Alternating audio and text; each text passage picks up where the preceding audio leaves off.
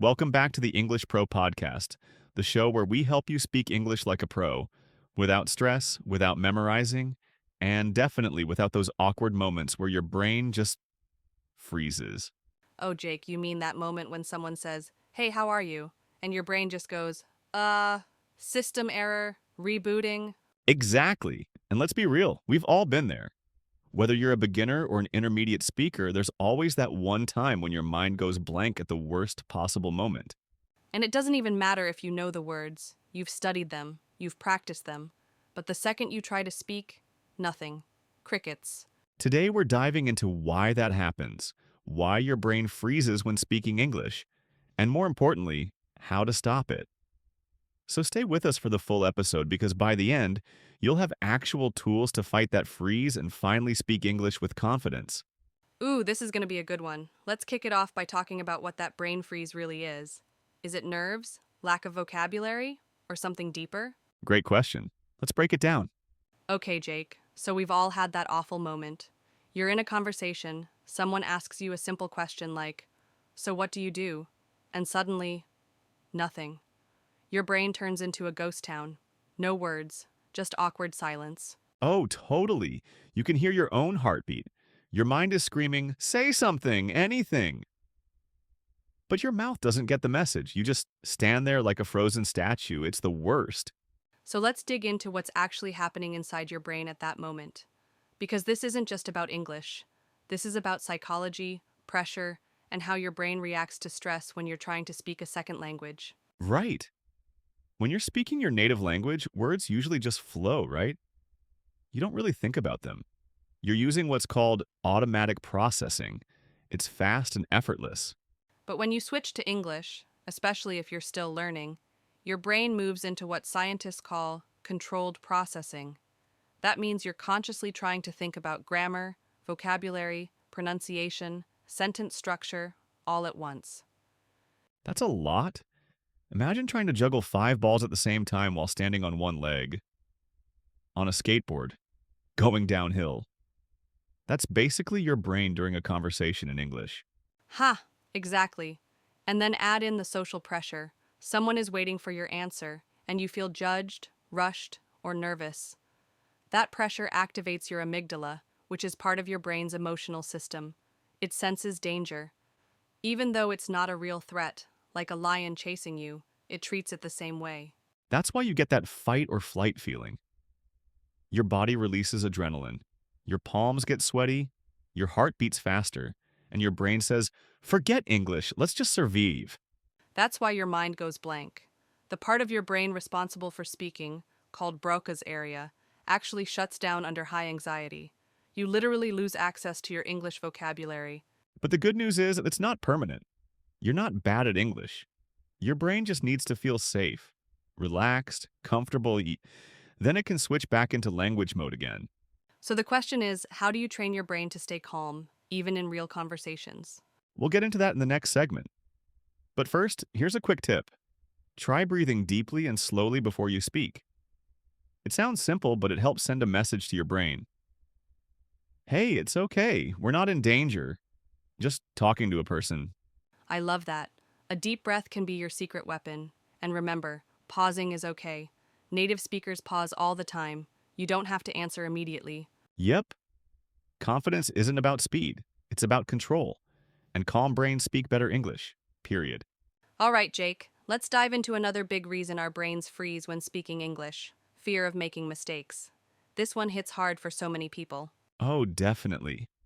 I've seen students with excellent grammar and vocabulary freeze up because they're terrified of saying something wrong.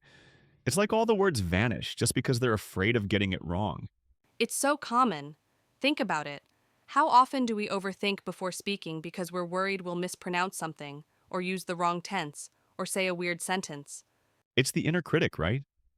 That little voice that says, wait, don't say that. What if it sounds stupid?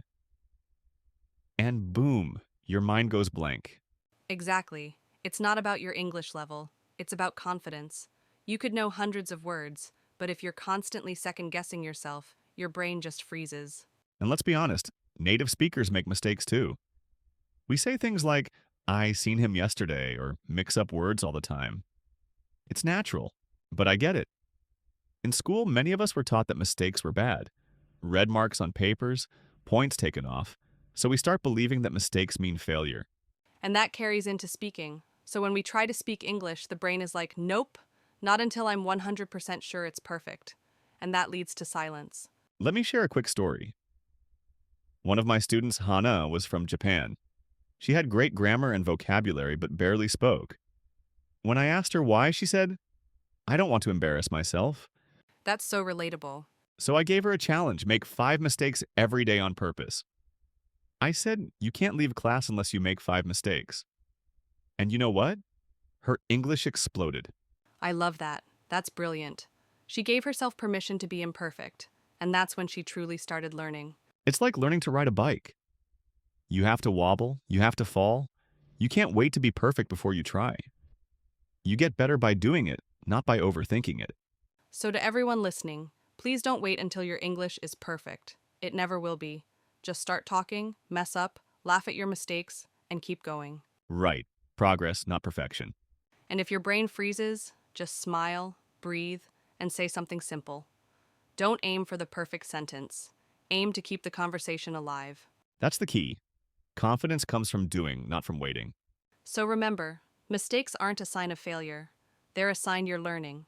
And the only mistake you should worry about is not speaking at all. Let's talk about something sneaky that really slows us down when speaking English. Translating everything from your native language in your head.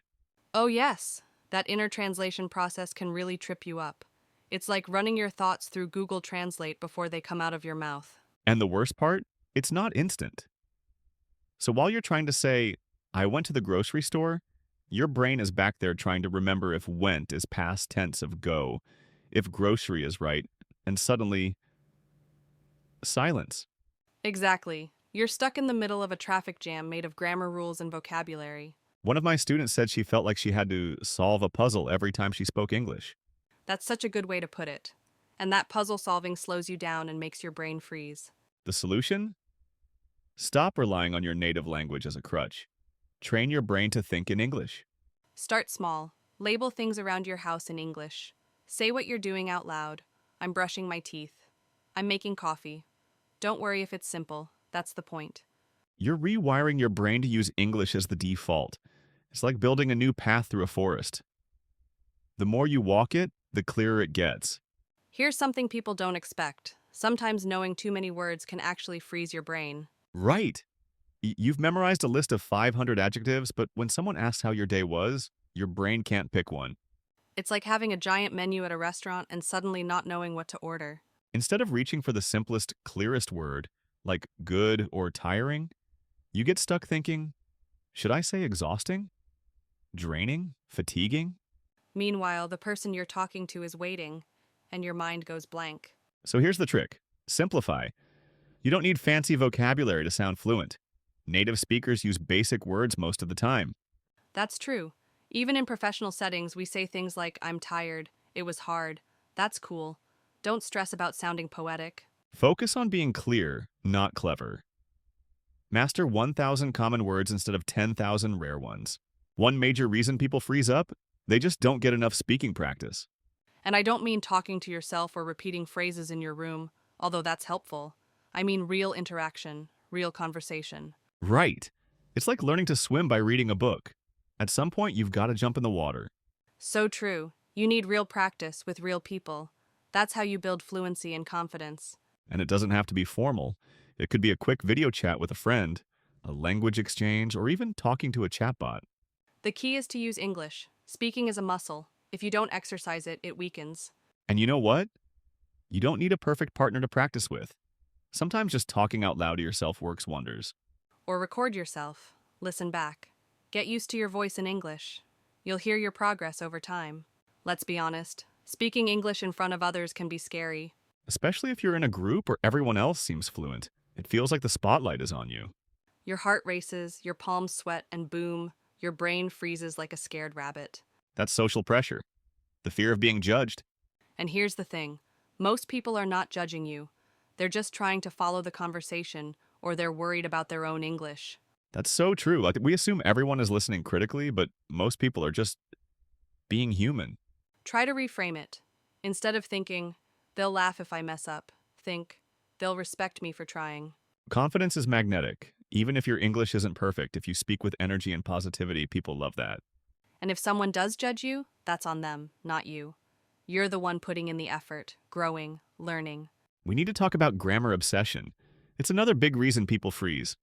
Oh, yes, trying to build a perfect sentence in your head before you speak. That's a recipe for silence. You're thinking, is it present perfect? Do I use have been or just was? What if I forget the article? Meanwhile, the moment has passed and you say nothing. Here's a secret. Even native speakers break grammar rules in speech all the time. Because spoken English is messy, it's flexible. We interrupt, we pause, we change direction mid-sentence. Instead of perfect grammar, aim for understandable grammar. Focus on communication. And don't be afraid to use simple structures. I go yesterday may not be perfect, but everyone will understand. Over time, the grammar will come naturally, but only if you speak enough to get feedback and feel patterns. Another cause of freezing is just not knowing what to say. The topic feels unfamiliar or your brain goes, uh-oh, no ideas. That's totally normal, and it happens in any language. The fix? Prepare conversation tools. Keep some go-to phrases handy. Like, that's interesting. Can you explain more? Or, I'm not sure how to say this in English, but Yes, or even phrases like, I've never thought about that, or what do you think? these help buy time while you gather your thoughts. And remember, conversations are two-way. You don't always need a long answer. You can ask questions back and keep it flowing. And finally, we have to mention performance anxiety. It's real. When you feel under pressure, your body goes into fight or flight mode. Your heart beats faster, your brain diverts energy to survival, and language, it gets left behind. This happens in interviews, meetings, first dates, any moment where you feel judged. The key is to breathe, pause, and remember. This isn't a test. It's just a conversation. One of my favorite tricks is to smile before I speak. It relaxes your body and actually helps you think more clearly. And use grounding techniques. Feel your feet on the floor, take a deep breath, speak slowly. You're not performing, you're connecting. That simple shift can reduce anxiety so much. So, if your brain freezes when you try to speak English, don't worry. You're not alone. We've all been there. But now you know the reasons, and more importantly, the solutions. It's not about being perfect, it's about being present. Just open your mouth and let the words come out. Trust your instincts, embrace your mistakes, and speak from the heart. Remember, fluency is a journey. The more you speak, the more natural it becomes. So go out there, talk, laugh, mess up, and keep going. Because confidence doesn't come before speaking, it comes from speaking. Keep learning. Keep growing. And we'll see you in the next episode of the English Pro Podcast. Bye for now and keep talking.